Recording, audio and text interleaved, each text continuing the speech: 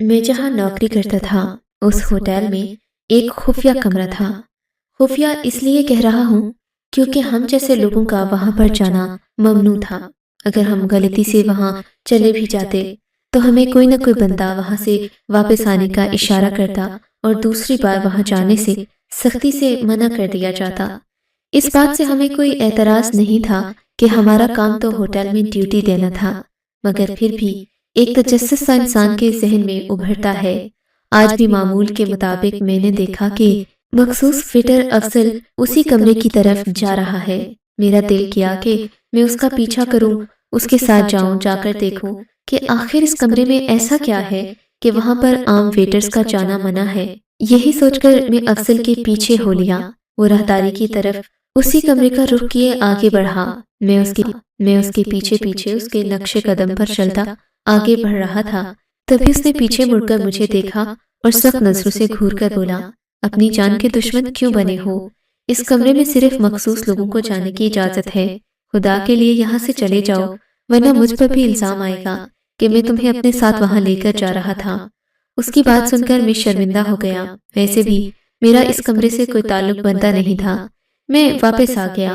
Counter पर बैठा मैं यही सोच रहा था कि आखिर इस कमरे में ऐसा क्या होता है। तभी बाहर आकर एक खूबसूरत काली सी कार रुकी। मेरी नजरें कार की जानिब ही टिक गईं, क्योंकि ये कार बेपनाह खूबसूरत थी। कार का दरवाजा खुला और एक लड़की बड़ी शान से चलती हुई होटल के अंदर दाखिल हो गई। मैं लड़की की खूबसूरती देखकर तंबखुद रह गया था। वो इंतहाई खूबसूरत लड़की थी और उसके चेहरे पर कोई दाग न था, मानो वो बेदाग चांद थी।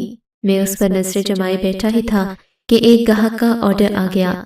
मैं ऑर्डर लेने लगा, तभी वो लड़की उसी कमरे की जानिब जाती दिखाई दी। मेरा दिल बुझ सा गया। पास बैठे साथी बिलाल से मैंने कान में सरगोशी के अंदाज में कहा, बिलाल, ये लड़की उस कमरे की तरफ जा रही है जहाँ हमारा जाना मना है। तुम क्या कहते हो कि ये लड़की यहाँ क्यों आई है? मेरी बात पर बिलाल सोच में पड़ गया। यार, तुम आजकल की लड़कियों को जानते नहीं हो, अपने पैसे और मतलब की खातिर कुछ भी करने को तैयार हो जाती हैं। ये लड़की भी उन्हीं लड़कियों में से एक होगी। वैसे भी तुमने इस लड़की को पहली बार देखा होगा, लेकिन मैं हर रोज इस कमरे में एक लड़की को जाते देखता हूँ। पता नहीं कहाँ जाती हैं, क्या करती हैं। बिलाल ने बड़ी हकारत भरे अंदाज में कहा था। मैं मगर सोच कर रह गया, क्योंकि मैं उस महरूफ का इंतजार कर रहा था जो उस कमरे में गई थी। उसके वापस आने पर मेरे लिए खुशकिस्मती से कम नहीं था। तभी मैंने उसी दिन ओवरनाइट ड्यूटी भी कर ली। मैं चाहता था कि किसी तरह उस महरूफ का हसीन चेहरा देखने को मिल जाए। मगर दिन से शाम और शाम से रात हो गई, मगर वो लड़की दोबारा नजर नहीं आई। महरूफ मेरे लिए हसीन ख्वाब से कम नहीं थी। तभी मैं उसका इंतजार करने लगा, मगर उसने नहीं आना था, ना आई। यहाँ तक कि दिन से शाम और शाम से रात हो गई। मेरे साथी बिलाल को भी मेरे दिल की कैफियत का अंदाजा था। कहने लगा, मैं जानता हूँ तुम उसी लड़की का इंतजार कर रहे थे, मगर तुम क्या ये भी जानते हो कि वहाँ जो लड़की एक बार चली जाए उस कमरे से वापस नहीं आती, उसका इंतजार करना बेकार है। बिलाल की बात सुनकर मैं मायूस हो गया, मगर मेरे दिल में एक उम्मीद सी थी कि वो मुझे एक दिन जरूर मिलेगी। मैं सोचने लगा कि शायद वो दूसरे दरवाजे से कहीं चली गई हो और कल दोबारा अपने किसी काम से वापस आ जाए। हमारे इलाके में अपने किसी काम से वापस आ जाए। हमारे इलाके में ज्यादातर लोग घूमने फिरने आते थे, जिनमें ज्यादातर गैर मुल्की जोड़े भी शामिल होते। हम लोग इनकी खिदमत पर मामूर होते। तभी मैं कल का इंतजार करने लगा, शायद वो कोई गैर मुल्की हसीना हो।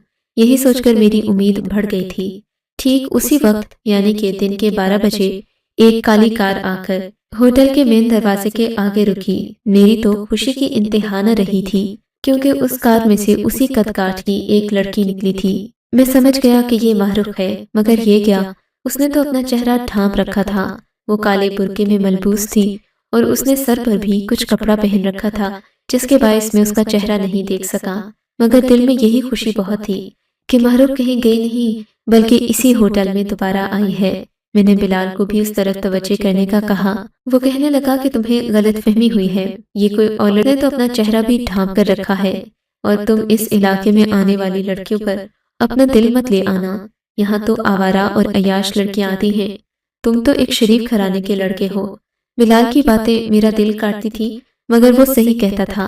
भला एक होटल के अकेले कमरे में एक अकेली लड़की का क्या काम, मगर मर्द तो दिल लगी के लिए हुदूदों को यूद और रंगो नस्ल नहीं देखता। وہ بس عورت کو ایک پرکشش وجود کی طرح دیکھتا ہے۔ میں بھی آج اس محروف کا دیدار کرنا چاہتا تھا۔ تبھی جب راہداری سے وہ اندر جانے لگی تو میں نے اس کا پیچھا کیا۔ ایک قوت تھی جو مجھے اس کی جانب کھینچ رہی تھی۔ بلال نے مجھے منع بھی کیا کہ افضل نے تمہیں دیکھ لیا تو وہ تمہیں اچھی خاصی ڈانٹ سنائے گا، کیونکہ گاڑی سے نکلنے والی لڑکیوں کو افضل ہی اندر کمرے تک لے کر جاتا تھا۔ پر مجھ سے اس دن صبر نہیں ہوا۔ میں اس لڑکی کے پیچھے پیچھے چل پڑا۔ بات سنیے، میں نے اس سے بات، اس نے اپنی رفتار تیز کر دی۔ اس کا برقع اس کے قدموں میں آ رہا تھا اور وہ بہت پریشان اور نروس لگ رہی تھی۔ لگتا تھا کہ اسے میرا بلانا اچھا نہیں لگا، مگر وہ محروق ہی تھی۔ میرا دل کہہ رہا تھا۔ تبھی آگے بڑھ کر میں نے اس کا راستہ روک لیا، مگر یہ دیکھ کر میری آنکھیں پھٹی کی پھٹی رہ گئی کہ وہ محروق نہیں بلکہ میری اپنی سگی بہن نادیہ تھی۔ نادیہ، تم یہاں کیسے آئیں؟ میں نے حیرت سے نادیہ سے پوچھنا چاہا۔ نادیہ نے میری بات کا کوئی جواب نہیں دیا۔ اسی وقت افضل وہاں آن ٹپکا اور مجھے غصے بھری نگاہوں سے دیکھ کر بولا، تم یہاں کیا کر رہے ہو؟ مالک کو تمہاری شکایت لگاؤں؟ لگتا ہے آج کل تم اس خاص کمرے کے ارد گرد زیادہ ہی منڈلانے لگے ہو، تمہارا علاج کرنا پڑے گا۔ افضل نے مجھے تیور دکھائے، مگر مجھے کوئی فرق نہیں پڑا، کیونکہ میری اپنی سگی بہن نادیہ آج اس کمرے میں جا رہی تھی اور مجھ سے صبر نہیں ہو رہا تھا کہ میں اسے اس کمرے سے کھینچ کر باہر لے آؤں۔ اس کمرے میں آج تک جو لڑکی گئی تھی، بقول بلال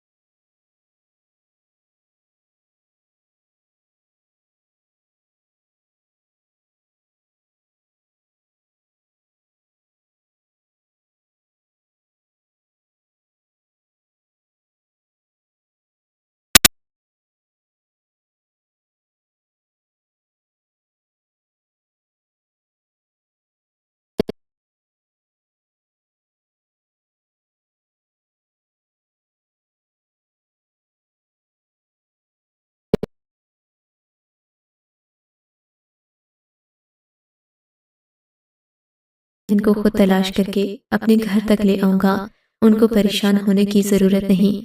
ابا کو کچھ میں نے سمجھا بھی دیا تھا کہ میرے ہوٹل میں ایسے ہیں جو میری مدد کر سکتے ہیں، لیکن ماں باپ کہاں چین سے بیٹھنے والے تھے۔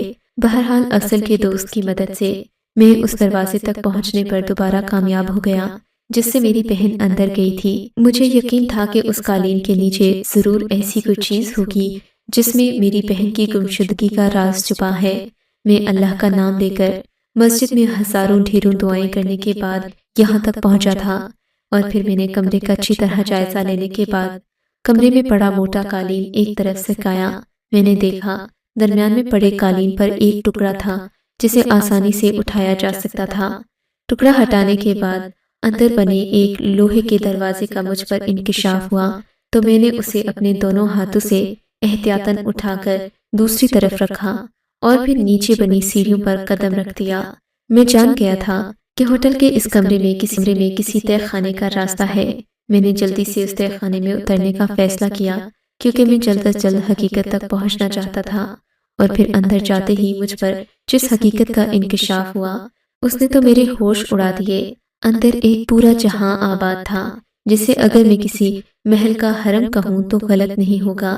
ہر طرف خوبصورت باتھ روم بنے ہوئے تھے اور ٹائلوں کی ایسی چمک تھی کہ میری آنکھیں خیرہ ہو رہی تھیں۔ لگتا تھا کہ یہاں پر موجود لوگ کسی اور ہی دنیا کے باسی ہیں۔ ہر طرف خوبصورتی ہی خوبصورتی تھی۔ پول کے پاس بیٹھی لڑکیاں بے حد حسین لگ رہی تھیں۔ لڑکیوں کی تعداد کوئی تقریباً 10-12 کے قریب ہوگی، جبکہ بلال کے مطابق یہاں تک 50 لڑکیاں آ کر ہوٹل کے کمرے میں غائب ہوئی تھیں۔ مجھے اپنی بہن کو ڈھونڈنا تھا، مگر ابھی میں حیران پریشان کھڑا اس سب کا جائزہ لے ہی رہا تھا کہ مجھے اپنے پیچھے کسی کی موجودگی کا احساس ہوا، اور اس سے پہلے کہ میں پیچھے مڑ کر دیکھتا کسی نے میرے سر پر دباؤ ڈالا۔ کوئی چیز میرے سر پر ماری گئی اور پھر میرا ذہن تاریکیوں میں ڈوبتا چلا گیا۔ جب میری آنکھ کھلی تو کئی گھنٹے گزر چکے تھے، مگر میری خوش قسمتی کہ میں نے اپنے سامنے اسی سیکیورٹی گارڈ کو پایا جس سے کچھ دیر پہلے ہی میری ملاقات ہوئی تھی۔ میں نے اس سے پوچھا کہ میں کہاں ہوں۔ اس نے بڑی مشکل سے بتایا کہ میں ہوٹل کے تہہ خانے میں قید ہوں، جہاں آتے ہوئے میں سیکیورٹی کی نظر میں آ گیا تھا، مگر اس بوڑھے گارڈ نے نہ جانے کیسے سیکیورٹی سے بات چیت کر کے مجھ تک پہنچ کر مجھے جگایا، میرا خیال رکھا اور مجھے ہوش میں لانے کی کوشش کی۔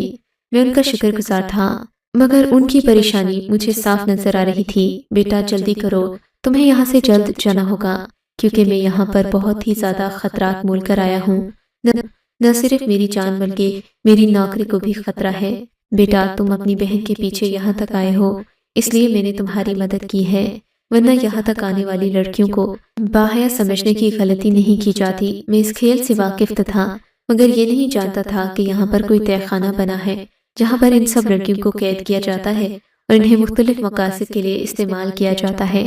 بیٹے اب میں تمہاری بہن کو پہچانتا بھی نہیں ہوں، تمہیں ان لڑکیوں میں سے خود ہی تمہاری بہن تلاش کرنا ہوگی۔ اس کے بعد میں تمہیں ایک راستہ بتاؤں گا جس سے ہوتے ہوئے تم ہوٹل کے مرکزی دروازے سے باہر جا سکتے ہو، مگر دھیان رہے کوئی چالاکی دکھانے کی کوشش مت کرنا، صرف اپنی بہن کو یہاں سے لے کر جانا، کوئی چیز اٹھانا مت اور نہ ہی کسی سے غیر ضروری بات کرنا۔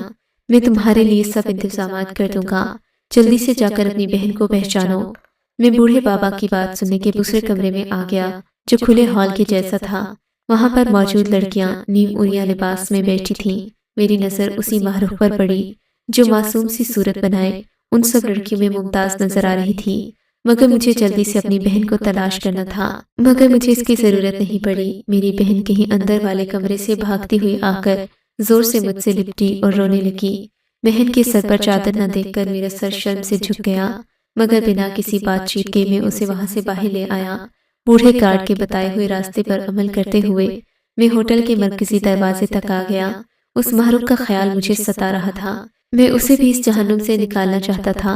سچ پوچھے تو میری پہلی نظر اسی پر پڑی تھی، مگر مجھے اپنی بہن کی عزت عزیز تھی۔ میں اپنی بہن کو وہاں سے باہر بحفاظت لے آیا۔ بہن مجھ سے معافیا مانگنے لگی، میں نے اس کی کسی بات کی کوئی پرواہ نہ کی اور گاڑی میں بٹھا کر گھر لے آیا۔ گھر آ کر میں نے اسے گاڑی سے گھسیٹتے ہوئے باہر نکالا اور اماں ابا کے سامنے کسی مجرم کی طرح پیش کیا۔ وہ بھی خوف کے مارے ہانپ رہی تھی۔ اس نے بتایا کہ وہ وہاں کسی سے ملنے نہیں بلکہ ایک نوکری کی تلاش میں گئی تھی جس کے بارے میں بتایا جا رہا تھا کہ تنخواہ بہت ہی معقول ہے۔ وہ میری مدد کرنا چاہتی تھی، میرا بوجھ بٹانا چاہتی تھی، اسی لیے اس نے یہ انتہائی قدم لیا۔ وہ جانتی تھی کہ میں اس ہوٹل میں پہلے سے ملازمت کرتا ہوں، اسی لیے اسے یہاں کے لوگوں پر اعتبار بھی تھا، کیونکہ میں گھر میں اپنے باس اور مینجمنٹ کی ہمیشہ تعریف کیا کرتا تھا۔ مگر میری بہن کو شاید زمانے کا علم نہیں تھا کہ ہر اچھا نظر آنے والا انسان اندر سے اچھا نہیں ہوتا، اس کے کئی رنگ کئی روپ ہو سکتے ہیں۔ ہم سب شکر گزار تھے کہ میری بہن ایک بڑے حادثے کا شکار ہونے سے بچ گئی۔ میں نے بلال اور افضل اس سیکیورٹی گارڈ سے دوبارہ بات کی کہ اس خفیہ تہہ خانے کو پولیس کی مدد سے ان گناہوں اور برائیوں کا اڈا بننے سے روکا جائے جو نہ نکلنے والی دلدل کی طرح ہوتی ہے، مگر وہ مجھ سے یہی کہہ کر مجھے خاموش کروا دیتے کہ اس ملک کا انصاف بھی بکا ہوا ہے، اگر تم یہ کوشش کرو گے تو اپنی بھی جان سے جاؤ گے، سو جو ہوا اسے بھول جاؤ۔ مگر میں آج تک اس محروم کا چہرہ بھلا نہیں سکا جسے میں نے پہلے دن اس ہوٹل کے دروازے سے اندر آتا دیکھا تھا۔